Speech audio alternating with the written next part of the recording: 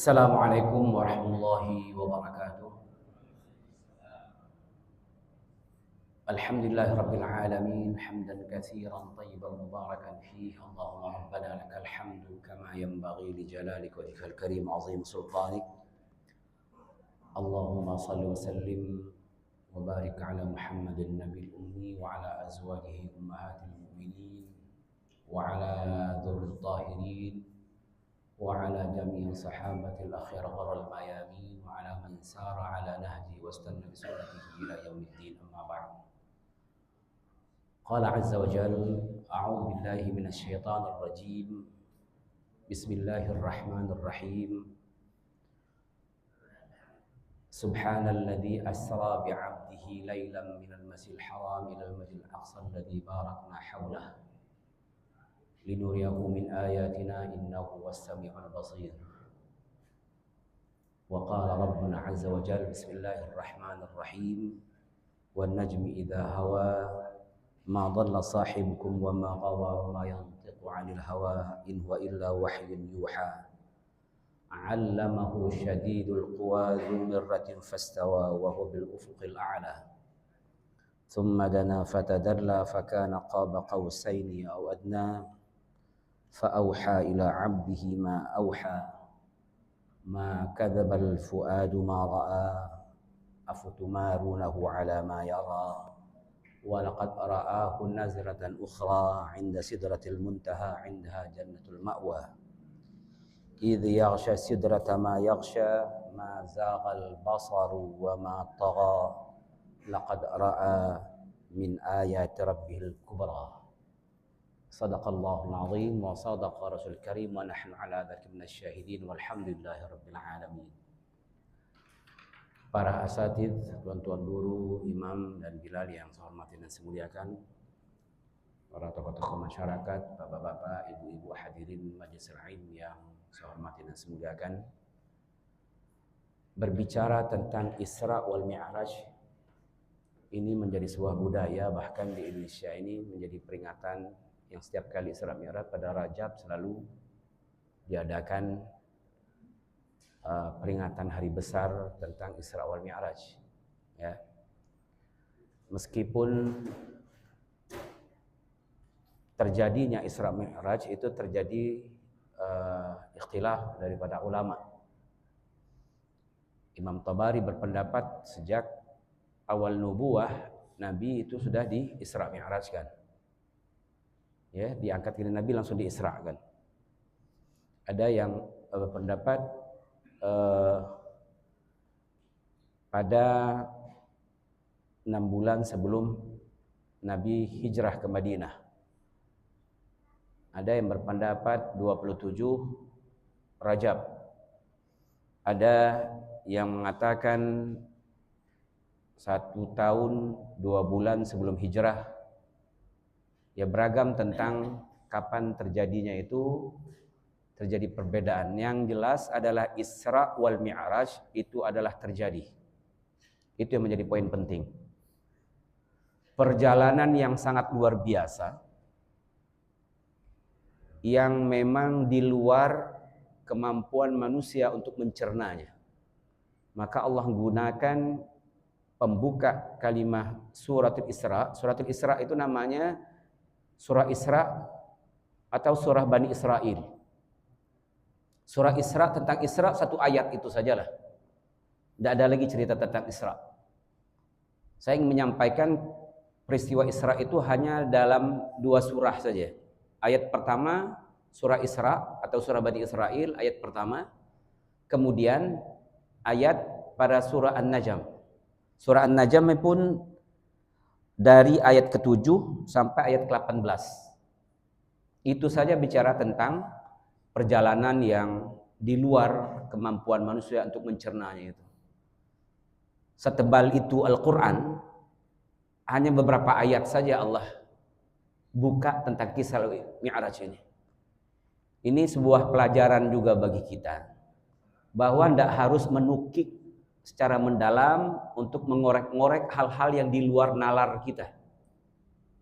Banyak cerita tentang Bani Israel, banyak cerita yang membumi yang bisa dicerna, dijadikan i'tibar. Kalau bicara tentang Isra ini sedikit saja. Kalau dikumpul-kumpul tidak sampai 15 baris cerita tentang Isra wal Mi'raj.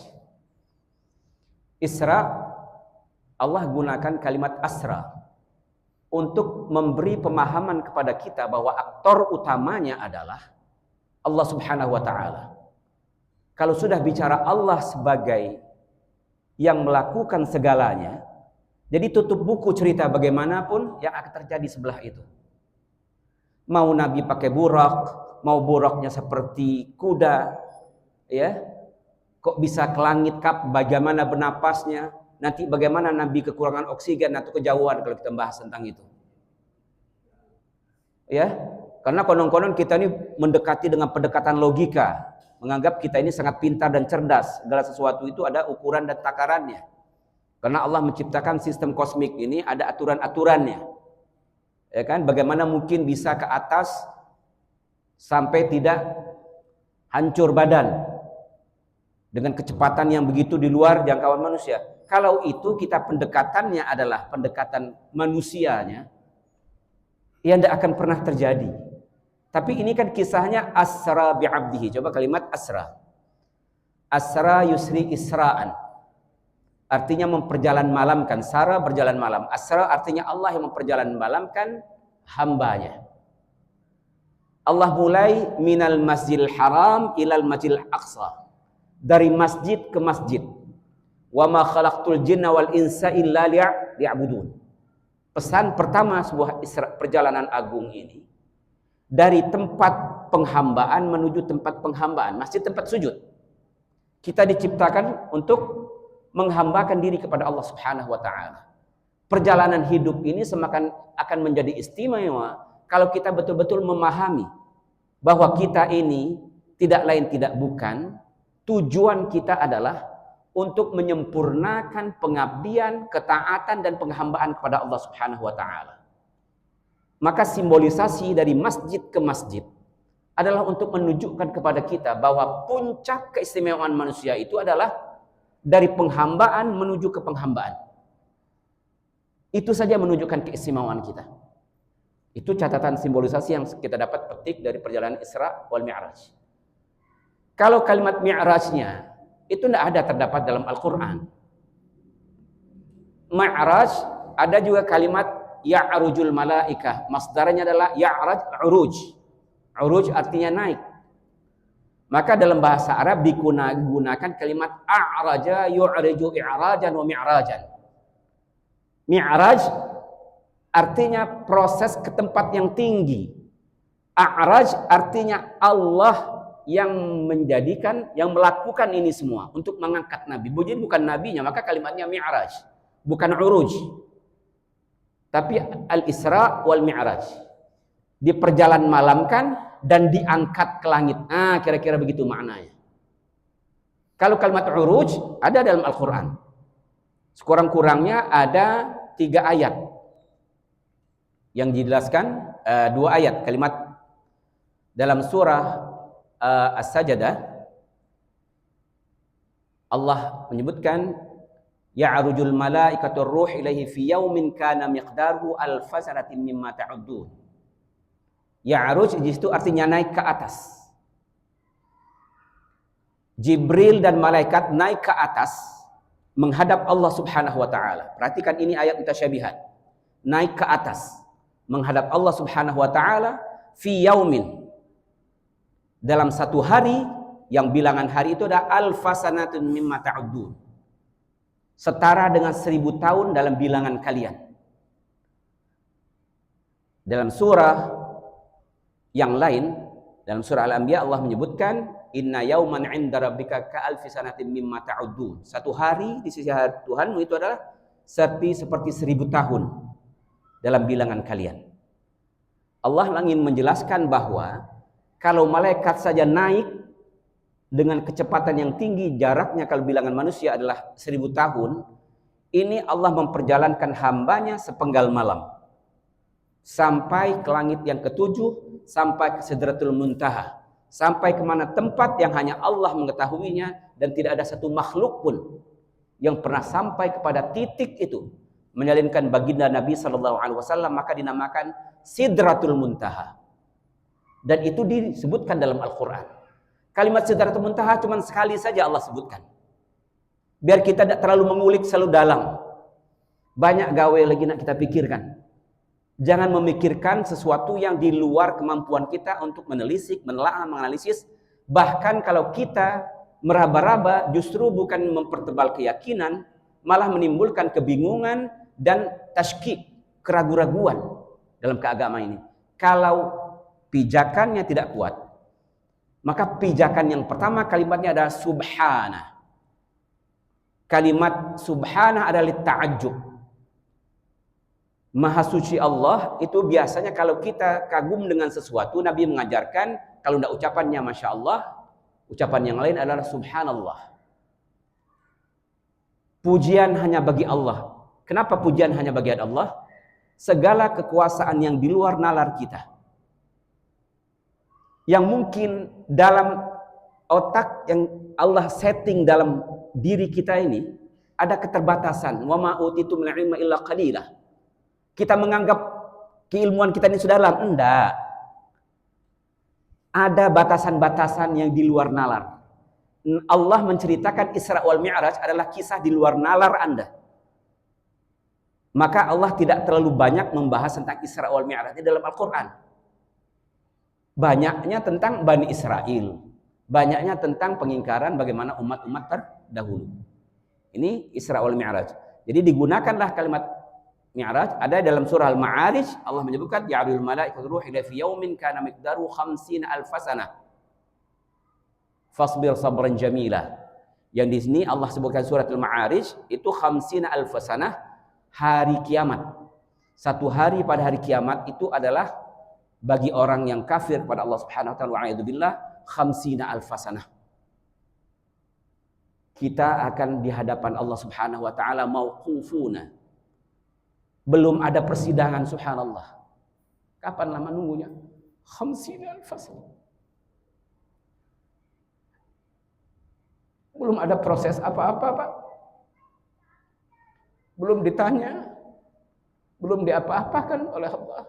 Menunggunya itu, kata Nabi, sampai 5.000 sampai 50.000 tahun. Wa'iyadzubillah. Tapi untuk orang mukmin, Allah percepat masa waktu ini sehingga mereka tidak merasakan apa-apa. Sama juga bicara tentang kecepatan naiknya Rasulullah. Lagi-lagi saya ingin menyampaikan aktor utama di sini adalah Rabbul Alamin. Jadi Allah menggunakan dalam surah Al-Isra kalimat subhana. Diuraikan bagaimana? Di surah An-Najm. Tsumma dana fatadalla. Fakana qaba qausaini aw adna. Lalu dia mendekat sekali. Ibnu Abbas menyebutkan dekat kemana? Rabbul Alamin. Artinya kekuasaan Allah Subhanahu wa taala, di mana satu makhluk tidak ada yang pernah sampai di situ. Apakah Nabi berjumpa dengan Allah? Sahabat bertanya, ya Rasulullah, hal ra'aita rabbak? Engkau sudah naik ke atas. Coba lihat, ada orang mengingkari bahwa Allah mensifatkan dirinya adalah di atas. Para sahabat, tabi'in, salafus salih mengimani ayat-ayat seperti ini. Dia menyebutkan kaidahnya bagaimana? Amarruha kama ja'at. Bila makna. Lewati, lalui ayat-ayat yang itu seperti apa adanya.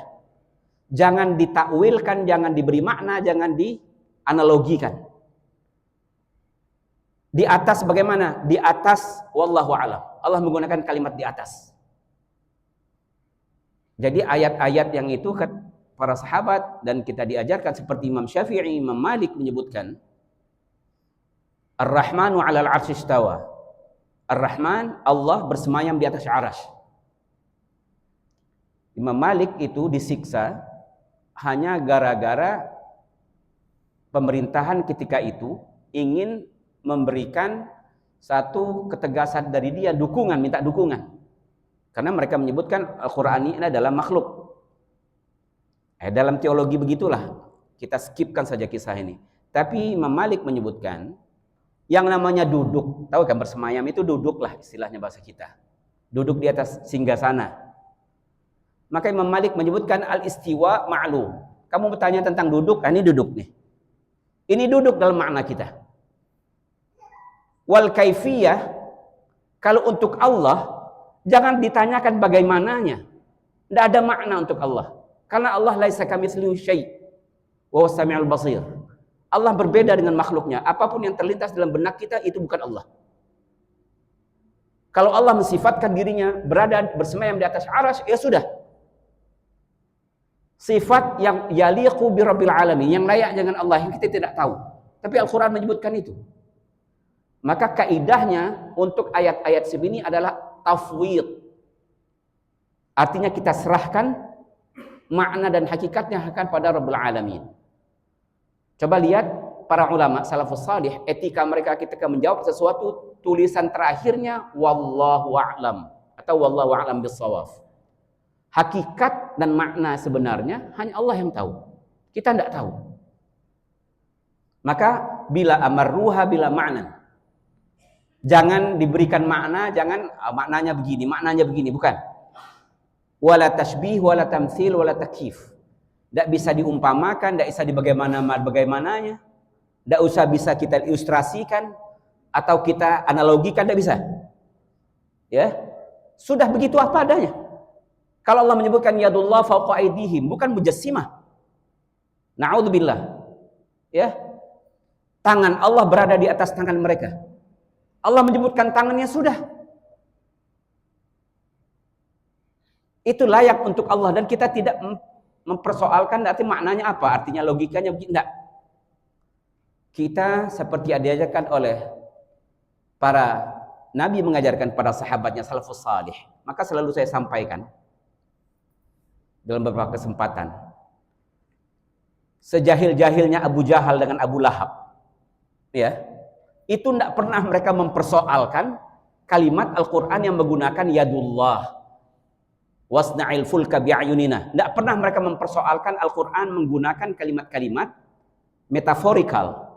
Allah buatlah bahtera kapal ini dalam pantauan mata kami.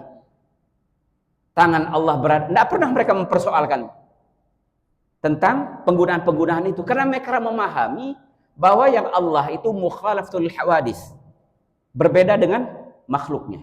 Kalaupun ada penggunaan nama, itu hanya sebuah kemiripan. Maka ulama menyebutkan kita hidup Allah sama hidup kita dengan hidup Rabbul Alamin. Tentu beda.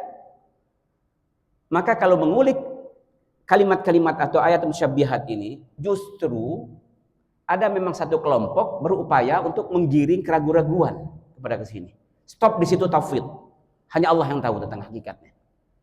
Kita tidak akan pernah melampaui makna sebagaimana disampaikan oleh baginda Nabi sallallahu alaihi wasallam. Ketika ditanyakan hal ra'aita rabbak, apa Nabi menyebutkan? Nurun anni arah. Aku hanya melihat cahaya yang tidak dapat digambarkan bagaimana keindahannya. Dan memang Allah Subhanahu wa taala Allahu nurus samawati wal ard. Allah lah cahaya langit dan bumi. Hakikatnya kita serahkan kepada Allah Subhanahu wa taala. Maka ada hadis bicara tentang Allah itu hijabuhu nar. Tirainya atau dindingnya adalah nar atau nur. Lau kasyafaha, jika Allah buka hijabnya, tirainya itu, lah tarakat, maka akan terbakar subhati nuri, subhat, cahaya nur wajahnya, maddal basar, sepanjang yang dipandang, yang terkena dengan cahayanya akan musnah. Dan ini pernah terjadi kepada Sayyidina Musa alaihissalam. Nabi meminta, coba lihat, Nabi itu tidak meminta sesuatu permintaan yang bukan karena keraguan-raguannya, bukan. Nabi Ibrahim minta arini kaifatuhil mauta, ya Allah tunjukkan kepadaku bagaimana engkau menghidupkan makhluk yang mati. Bukan Nabi ragu. mempunyai alasan nanti untuk berargumentasi dengan Namrud. Ya, jadi bukan karena Nabi Ibrahim ragu bahwa Allah menghidupkan yang mati. Arini kaifa tuhil mauta. Begitu juga permintaan Nabi Musa.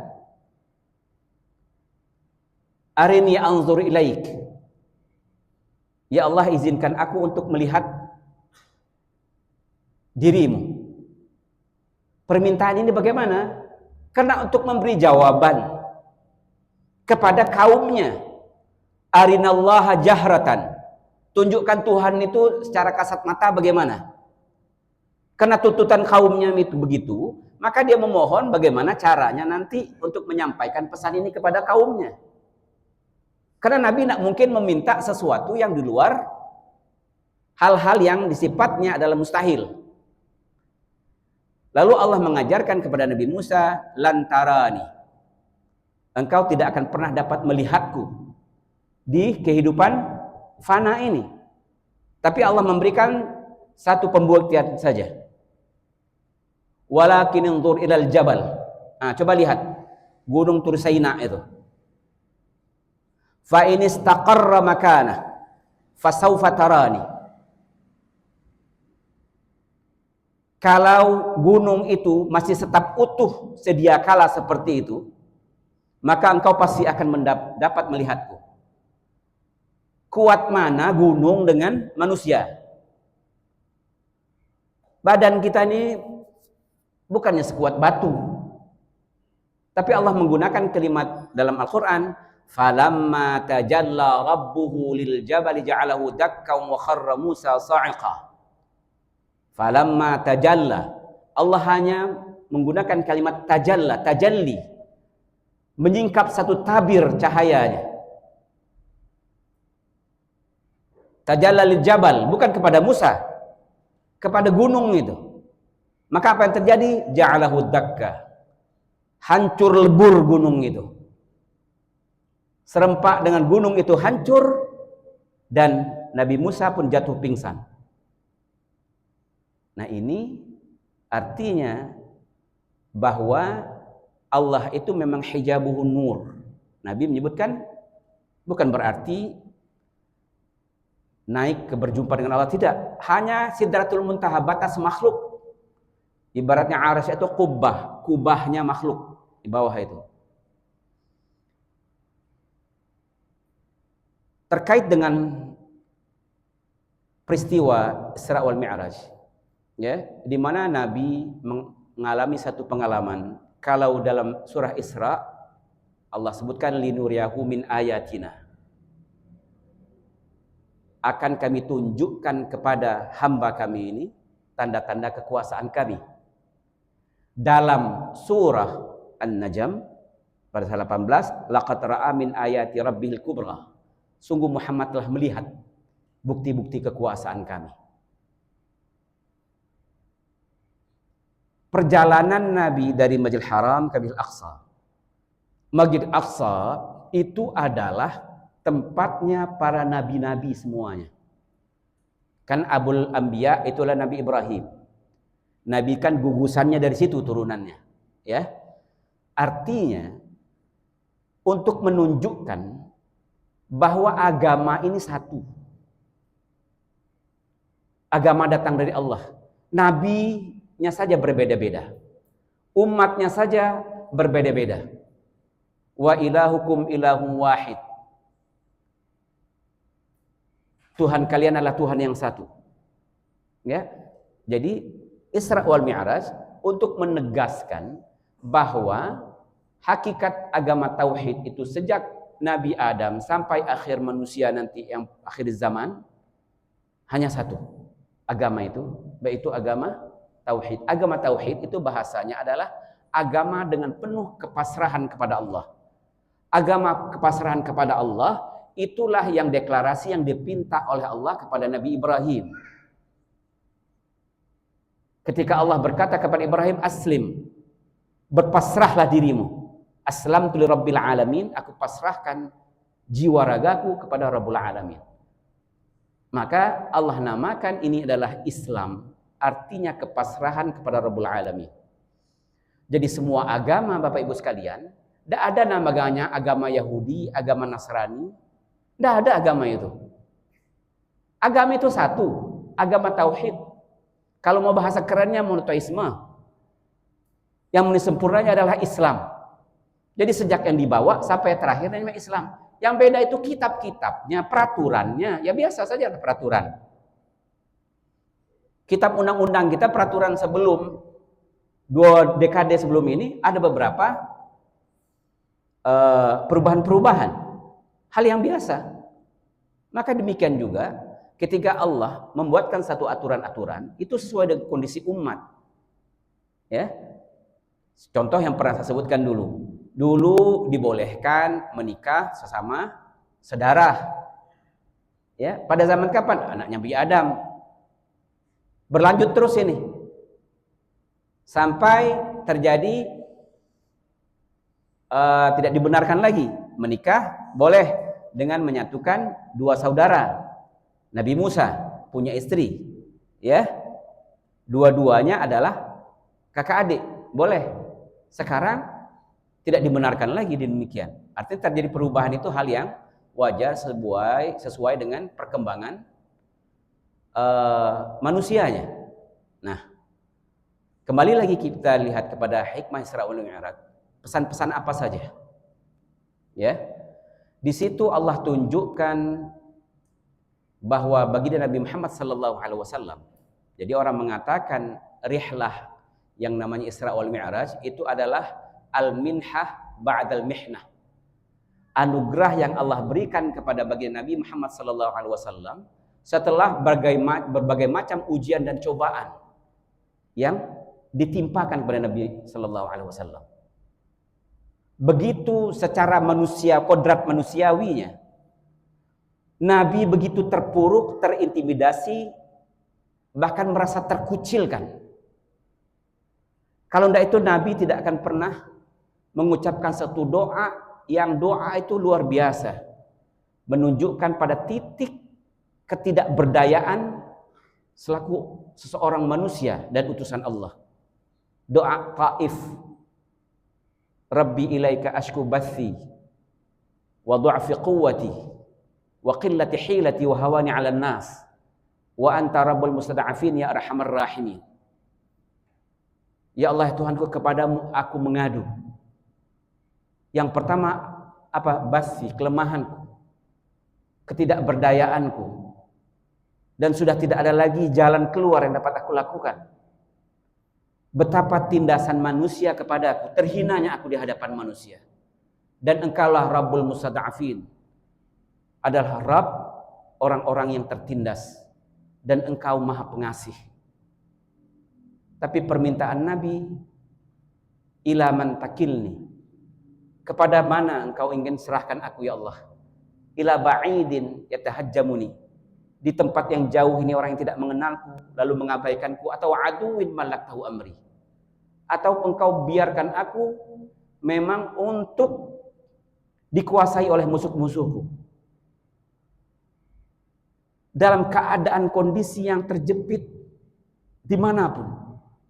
Ya, di Mekah diusir, pergi di Taif dilempar batu, sebanyak itu cuma Adas saja yang beriman, ya, dan Adas yang membawa Nabi keluar dari Taif itu, tidak ada lagi, sehingga Nabi mengeluhkan, ya Allah, tidak ada lagi jalan keluar ini.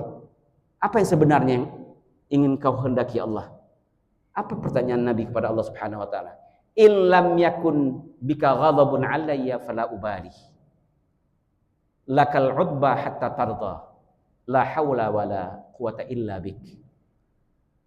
Ya Allah, segala apapun yang menimpaku, yang terjadi pada diriku, dilempar, dikucilkan, dimusuhkan, atau diputuskan hubungan oleh semua manusia, andaikan engkau tidak akan pernah murka kepadaku, bukan karena murkamu kepadaku ya Allah, semua ini terjadi, aku tidak akan pernah peduli. Biarlah mau diusir, biarlah mau terbunuh, mau mana, terserah. Yang penting kau ridha kepada ya Allah.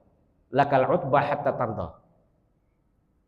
Doa inilah yang memang Allah utus malaikat Jabal, ya. Di balik kesendirian Nabi, keterpurukan yang begitu, malaikat menawarkan untuk memusnahkan penduduk Taif. Tapi Nabi, subhanallah, memang Nabi itu disifatkan bil mu'minin raufur rahim. Lemah lembut Nabi itu. Kalau ukuran manusia biasa diminta macam itu, wah, sudah diusir, mau dibunuh, tawaran untuk dimusnahkan. Jangan kata dimusnahkan, lebih jadi dimusnahkan, kita minta lebih dari itu. Tapi Nabi tidak. Aku berharap nanti ada di antara keturunan mereka yang menyembah Allah Subhanahu wa taala. Doa inilah yang akhirnya rihlat Isra wal Mi'raj, tidak berapa lama terjadi Isra wal Mi'raj. Rihlah yang disebutkan rihlah tasliyah wa tasriyah. Perjalanan untuk penghiburan, untuk membahagiakan, menyenangkan hati Nabi, tapi dalam satu sisi adalah rihlah tarbiyah wa tahzib.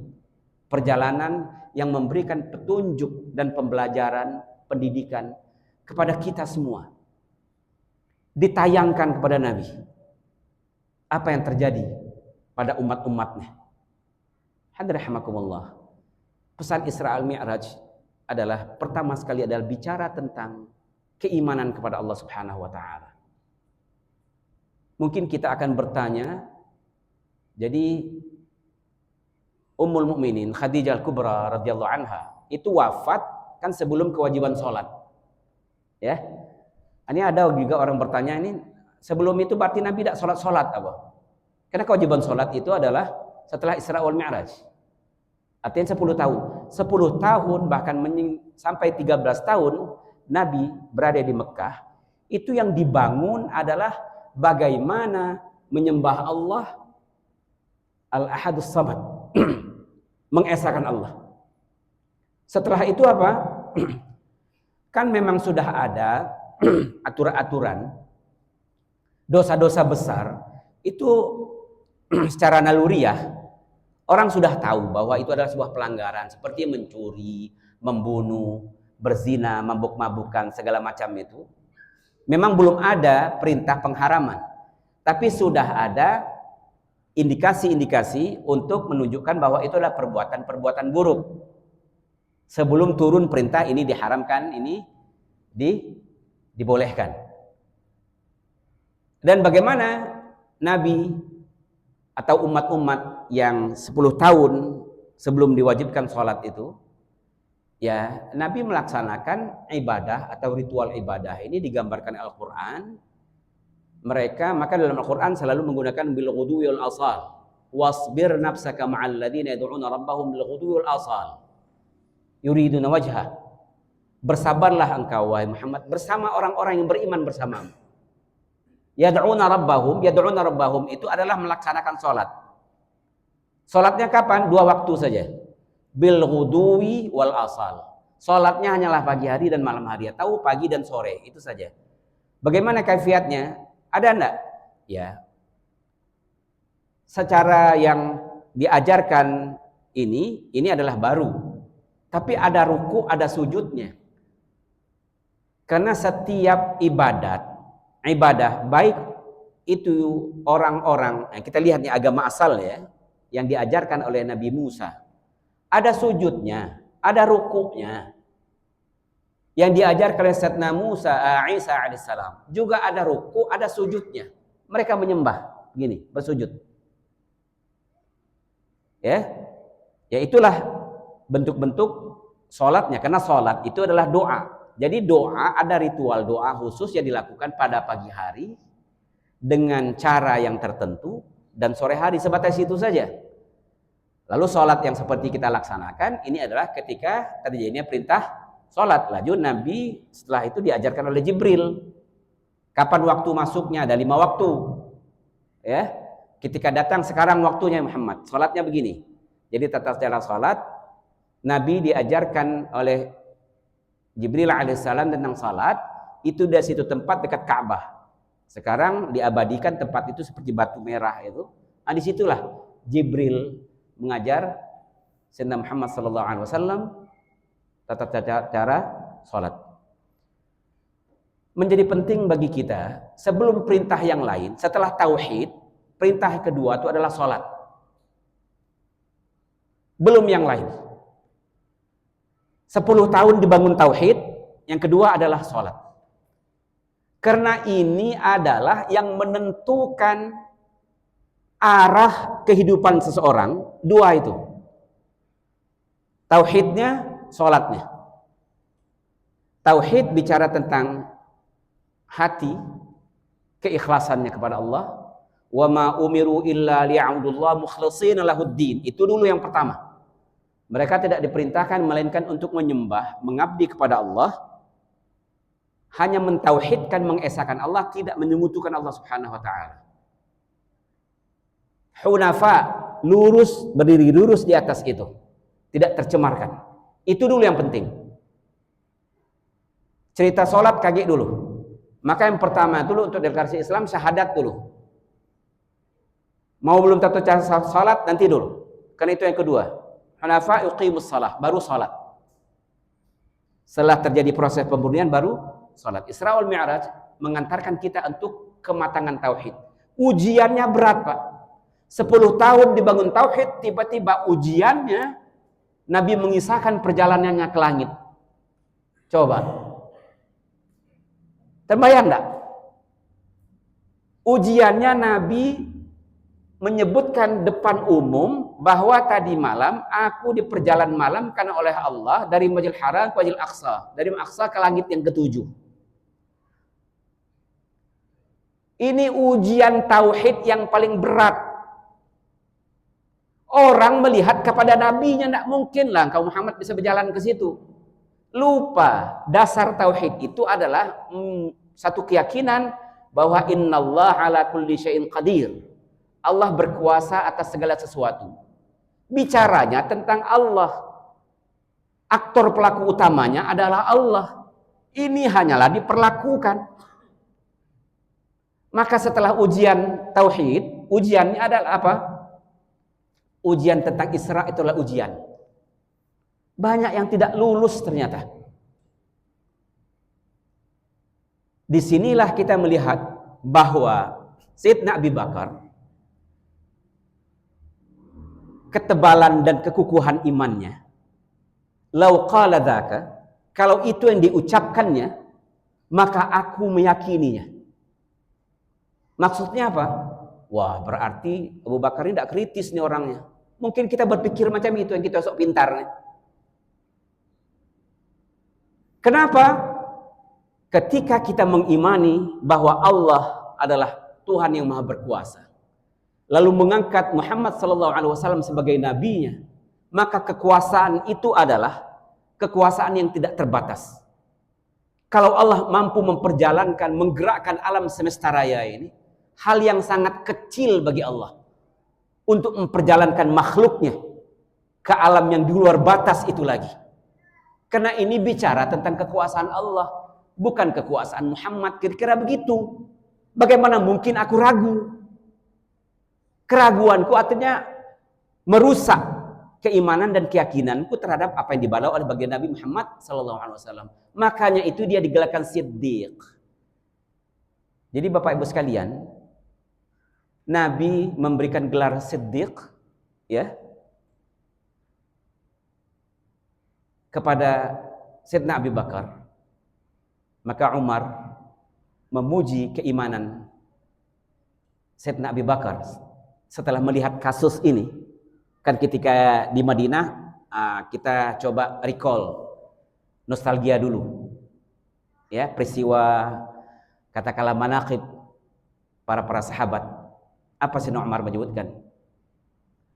Lau qusimat imani Abu Bakar ala ahlil ard lawasa'atuhum. Kalau imannya Abu Bakar itu didistribusikan kepada seluruh manusia, maka cukup mencukupi untuk seluruh manusia. Tahu enggak Bapak maksudnya apa? Dalam keadaan yang paling kritis, Nabi mengungkapkan kekuasaan Allah bahwa dia telah diperjalankan malam oleh Allah. Tidak ada orang yang percaya. Karena orang melihat kepada sosok nabinya. Kecerdasan Sayyidina Abu Bakar melalui dasar keimanannya, dia melihat bukan nabinya, tapi aktor utama yang memperjalankannya. Aktor utama itu Rabbul Alamin yang memberikan kekuasaan ini, sehingga memberi penjelasan, ya Allah, lebih dari itu pun kalau Muhammad SAW menyampaikannya, aku percaya. Bahasanya apa maksudnya ini? Karena disampaikannya adalah wa ma yantiqu 'anil hawa in huwa illa wahyun yuha. Apapun yang diucapkan oleh Muhammad itu bukan dari ucapan hawa nafsunya. Dia hanya memanifestasikan wahyu-wahyu yang disampaikan Allah kepadanya. Ini hanyalah corong. Hadrahmakumullah. Disinilah kita harus belajar bahwa ada beberapa ruang-ruang dalam agama ini yang kadang-kadang kita terhenyak, tidak dapat menemukan satu penyelesaiannya. Maka ketika itu kembalilah kepada Allah Subhanahu wa ta'ala. Sehingga Nabi pernah mengajarkan seorang sahabatnya, nanti akan datang kepada kalian, ya, siapa Tuhanmu? Allah. Siapa yang menciptakan langit dan bumi? Allah. Akan ada pertanyaan nanti, siapa yang menciptakan Allah? Bahasa Nabi itu adalah satu metaforikal. Memang tidak mempertanyakan siapa menciptakan Allah, tapi banyak diksi-diksi, ungkapan-ungkapan yang menciptakan keraguan-keraguan dalam beragama ini, Pak. Agama ini cuma warisan orang Arab. Agama ini justru mengajarkan kita ketertinggalan. Sibuk kita mikir akhirat, seolah-olah urusan dunia ini bagaimana. Itu adalah orang-orang yang pendek cara berpikirnya. Memikirkan akhirat itu bukan meninggalkan urusan dunia, bukan. Tetapi semakin profesional, proporsional dalam melaksanakan, menuntaskan pekerjaan-pekerjaan dunia. Tapi harus memiliki tujuannya akhirat. Memiliki nilai-nilai akhirat, itu maksudnya. Ya bekerjalah kita. Maka kalimat ibadah itu sangat ruang lingkupnya besar sekali. Inna salati wa nusuki wa mahyaya wa mati lillahi rabbil alamin wa mahyaya. Berulang dalam berbagai kesempatan saya katakan wa mahyaya itu menjadi titik penting. Hidupku artinya segala macam aktivitas hidup kita ini apapun bentuknya, orientasinya harus memberikan manfaat kita di sisi Allah Subhanahu wa taala. Makan kita cuma segar enaknya baik. Jangan sampai tidak ada nilai ibadah. Berpakaian kita cuma kenyamannya saja, tidak ada nilai ibadah. Lah bagaimana memaknai agar ada nilai ibadah di balik apa yang kita makan, yang kita pakai? Itu pentingnya dari setiap gerak-gerik ini kita hadirkan Allah dalam perbuatan-perbuatan kita. Coba. Ada agama lain yang ngurusi sejak tidur sampai bangun tidur lagi dan tidur kembali lagi. Melebihi ajaran ini, agama yang agung ini. Berpakaian ada, ikatkan. Mau naik kendaraan, mau melangkah, mau keluar rumah, mau tidur, mau makan, mau mandi, semuanya. Seolah-olah kok serinci itu? Iya. Agar aktivitas kita ini bernilai ukhrawi. Karena kita tidak tahu apa duduk kita di majalis ini yang mendatangkan maghfirah Allah Subhanahu wa taala, ataukah sholat kita, ataukah baca Al-Quran kita tidak tahu.